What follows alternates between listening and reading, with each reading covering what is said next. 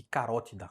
Um ensaio clínico publicado no Lancet, que é o VAST, que avalia stent versus tratamento médico em estenose de artéria carotídea. Qual o resultado desse estudo aqui? Veja que do ponto de vista de desfecho, semelhante. Stent aqui, ele foi semelhante ao tratamento clínico. E óbvio que aqui, pela agressividade do tratamento, pelo custo, para valer a pena a indicação, teria que ser superior o stent que o tratamento clínico. Não foi o caso. E o problema? Você colocar um stent na vertebral não é uma coisa tão simples. Então a gente pode ter complicações. Também está associado com complicações periprocedimentos em 1 em cada 20 pacientes aqui nesse cenário desse ensaio clínico. Então não mostrou aqui um benefício quando comparado ao tratamento médico padrão, a colocação de stent em pacientes com estenose da artéria vertebral. Estudo publicado no Neurology aqui, o VIST, nome parecido, né? O VIST Trial, também avaliando stent para estenose sintomática da vertebral, e o resultado aqui você vê que morte, por exemplo, é um dos parâmetros que ele considerou, entre outros, semelhante. Semelhante aqui entre os dois grupos, não houve uma grande diferença para o procedimento quando comparado ao tratamento médico. Entretanto, olha só que importante aqui.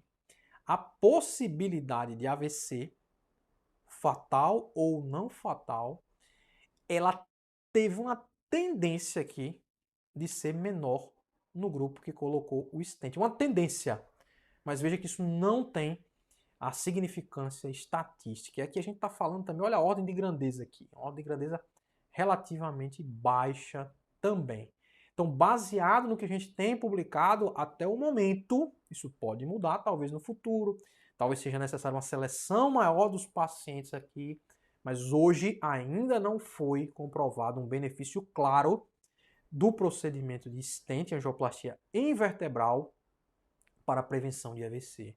Então, o recado aqui, aterosclerose vertebral extracraniana, hoje, indicação 1A, é a terapia médica, o tratamento médico, como a gente vai ver na última aula sobre prevenção secundária, visão geral de prevenção secundária. Ah, Wagner, mas aqui a gente tem situações e situações, verdade, tem cenários não bem estudados, que precisam de mais evidências, esse aqui é um deles, ó. E a diretriz, ela deixa isso aberto, né? Aqueles pacientes, por exemplo, que eles estão com sintomas apesar de tratamento médico otimizado. O paciente está recorrendo, está tendo ataque isquêmico transitório. Não é qualquer tontura isso não, né? Caracterizou bem ali o sintoma no território vértebro-basilar. O paciente tem uma estenose bem documentada, está com AS, por exemplo, às vezes com dupla antiagregação, com estatina, continua com sintomas. O que é feito? Não é bem estabelecido na literatura o que se fazer, porque simplesmente isso não foi estudado. Então aqui o que a literatura diz para você? Caso a caso. Individualize, considere encaminhar para um colega especialista em neurovascular, por exemplo. Procedimento cirúrgico aqui do mesmo jeito, né, que stent. Não é bem estabelecido também aqui nesse cenário. Então o tratamento da aterosclerose vertebral extracraniana, via de regra, ele é clínico. O tratamento intervencionista com stent aqui é exceção absoluta.